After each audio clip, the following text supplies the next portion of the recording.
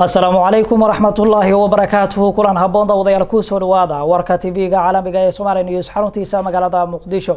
Waxa idin waramaya Salaad Maxamed Khayre qodobada aan idin soo baahin doona hadduu ay baaraale ka noqdana waxa qayb ka noqonaya.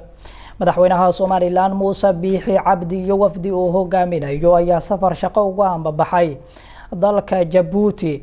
wafdi uu hogaaminayo gudoomiyaha gobolka Gedo Cismaan Nuur Xaaji Macalimo ayaa gaaray degmada balad xaawe ee gobolkaasi.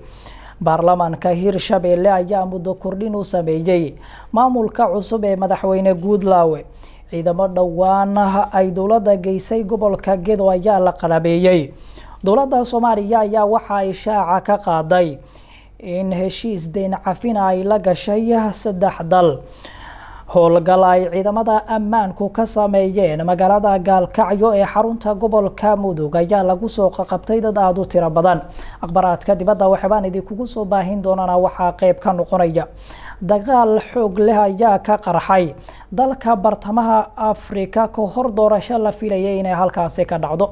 dowladda wadanka Sacuudi Carabiga waxa ay shaqadii ka raacdaysay wadaado diimeedyo sheegay inay diideen inay cambaariyaan kooxda Ikhwaanul Muslimiin oo dowladda wadankaasi ay u aqoonsatay koox argagixisa. akhbaraadkaasi iyo kuba kale u diyaar garooba.